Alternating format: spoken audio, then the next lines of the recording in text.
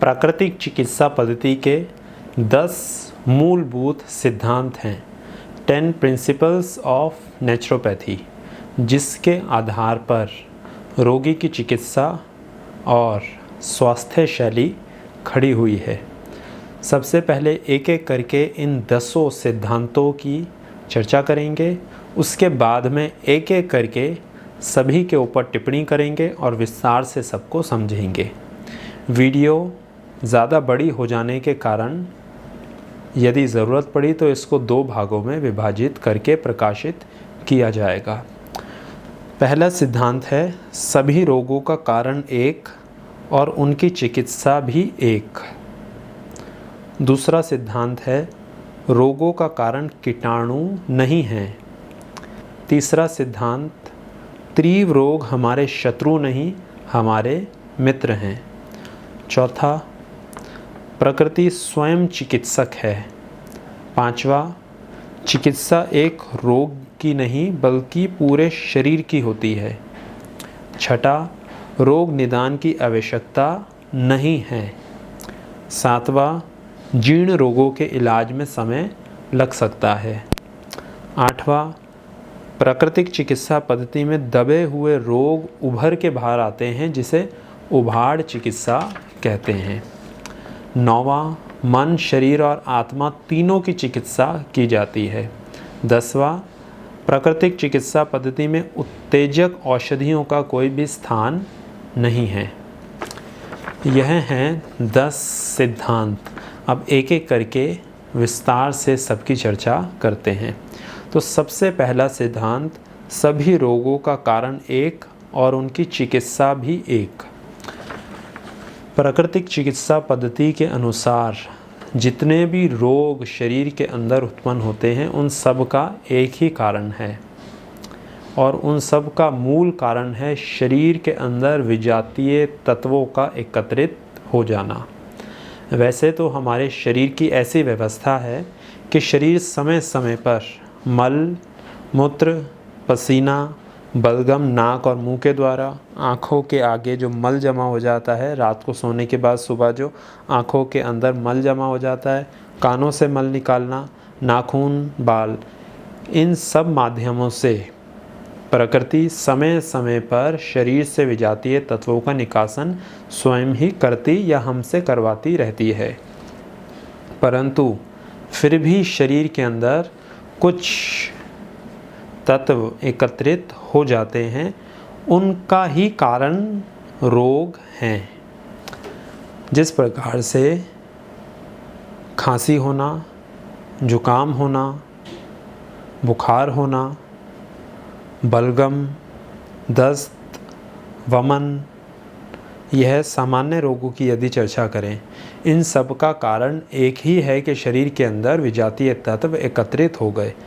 किसी को heart attack आ गया और कोलेस्ट्रॉल बढ़ा हुआ आया जब चिकित्सा कराई या जब डायग्नोस कराया, तो डायग्नोस करा के पता लगा कि शरीर के अंदर बैड कोलेस्ट्रॉल बढ़ गया है। इसका अर्थ शरीर के अंदर विजातीय तत्व अधिक मात्रा में एकत्रित हो गए।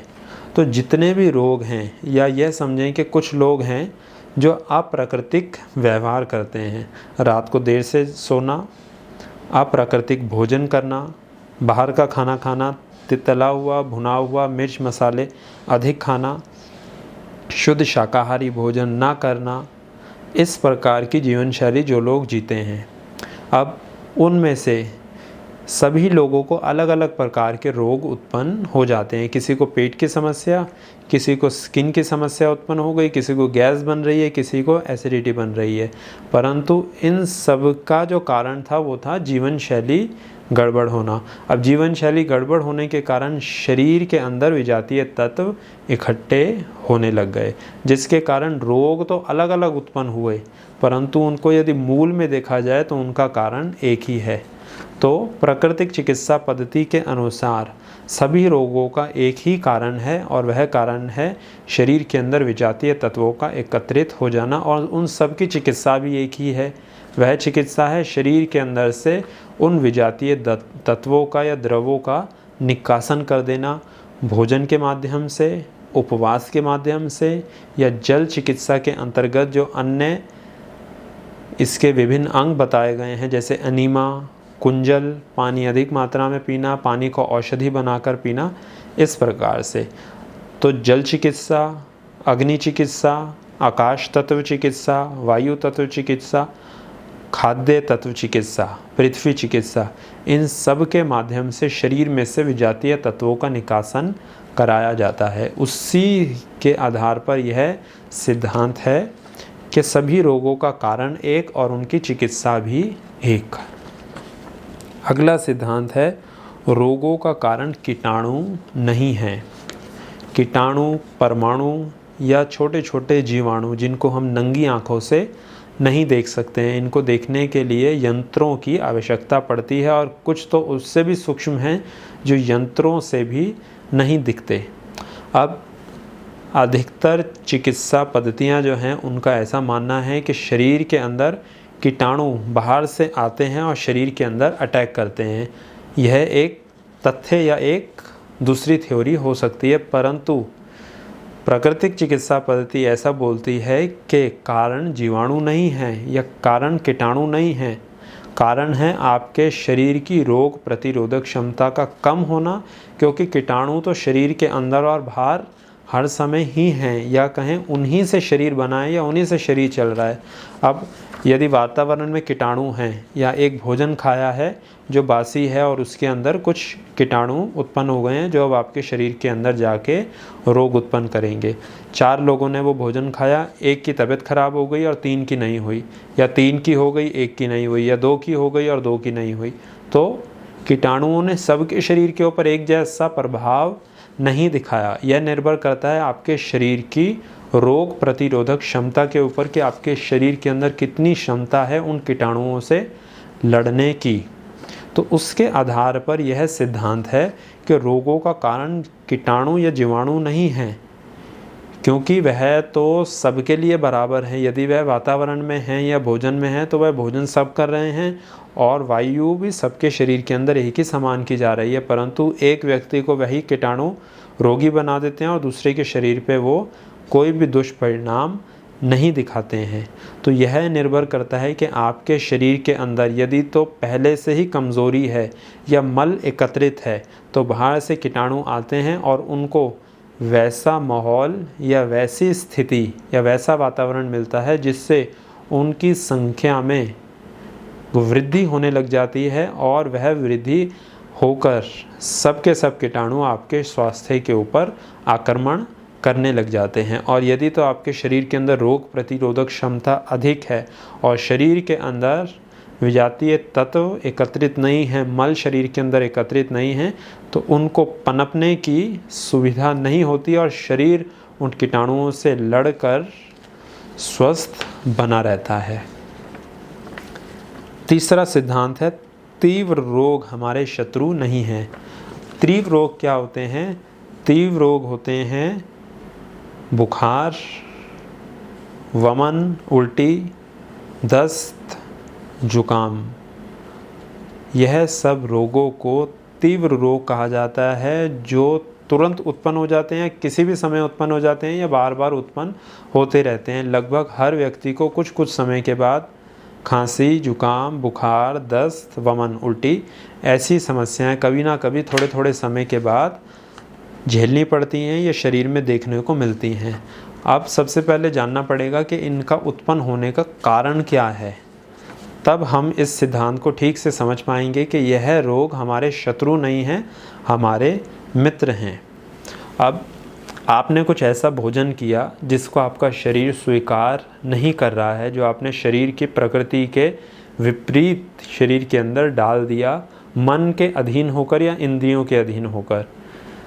कल्पना करें कि यदि आपका स्वास्थ्य ठीक नहीं है या स्वास्थ्य ठीक भी है तो आपको मालूम है कि यह भोजन यदि आपके शरीर के अंदर जाएगा तो यह हानि पहुंचाएगा और हर बार आपको हानि पहुंचाता है, परंतु आप बोल रहे हैं कि मुझे खाने का मन कर रहा है। तो मन किसको कर रहा है? जीभ के अधीन होकर। जो इंद्रियां हैं, 5 कर्म इंद्रियां हैं, 5 ज्ञान इंद्रियां हैं। जीभ क्या है? जीभ 5 ज्ञान इंद्रियों में से एक जीभ जो है वह एक इंद्री है, 5 ज्ञान इंद्रियों में से, और इस जीभ का जो विषय है वह है रस। अब स्वाद मिलता है जीभ को, परंतु उसका कष्ट भोगना पड़ता है पूरे शरीर को। अब आपने बोला मुझे यह चीज़ खाने का मन कर रहा है और आपने खा भी ली, तो इंद्रियों का कार्य है मन का कार्य है इंद्रियों को अपने अपने विषय में लगाना।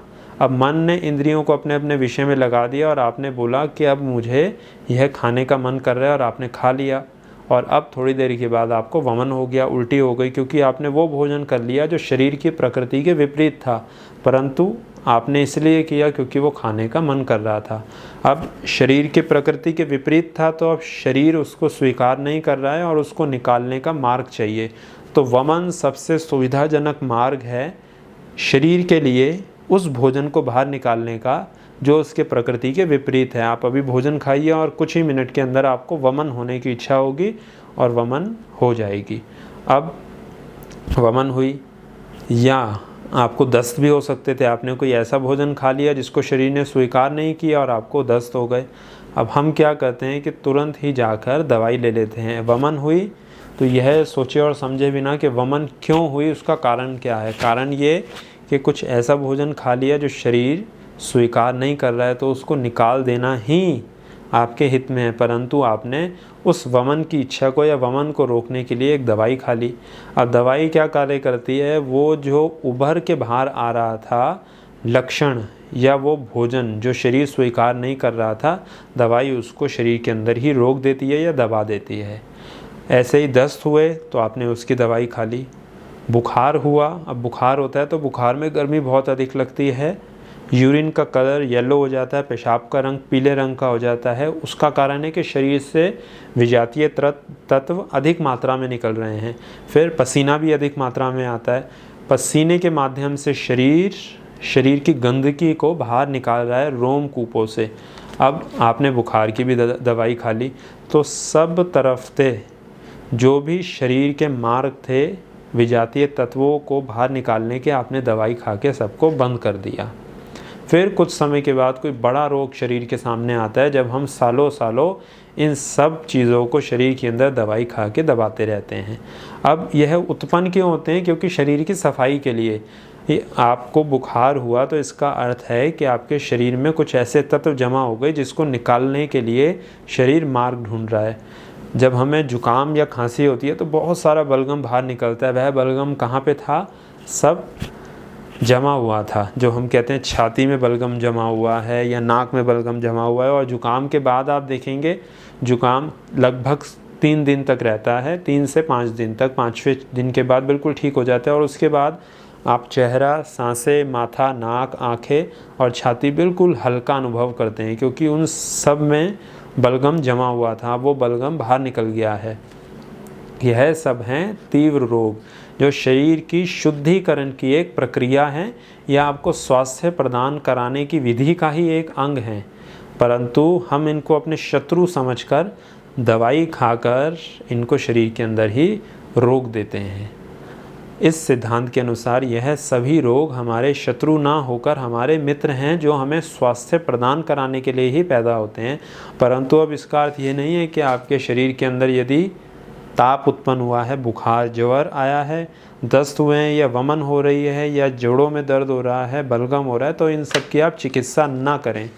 आप इसकी चिकित्सा करें, परंतु प्राकृतिक चिकित्सा पद्धति में जो इसकी चिकित्सा है वह इस प्रकार की चिकित्सा है कि इन रोगों को शरीर के अंदर दबाया ना जाए, इनकी अच्छे तरीके से सफाई कर दी जाए।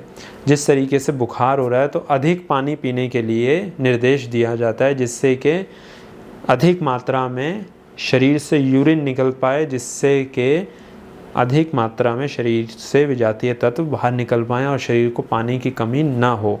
तो अधिकतर क्या होता है कि जब बुखार होता है तो पानी की कमी शरीर के अंदर होने लग जाती है। तो पानी की कमी ना हो, आप पानी की मात्रा अधिक कर दें। आपको बलगम हो रहा है तो उसके लिए फिर कुंजल का अभ्यास कराया जाता है, पानी पिया जाता है और फिर उसको वमन करा दिया जाता है। ये योग के षटक्रमों का भी एक अभ्यास है कि जिससे जो बलगम जमा हुआ है वो एक साथ सारा बाहर निकल जाए या अधिक मात्रा में निकल जाए। तो इसकी चिकित्सा भी प्रकृति के अनुसार या प्राकृतिक चिकित्सा पद्धति के अनुसार ही होनी चाहिए। यह इस सिद्धांत का अर्थ है।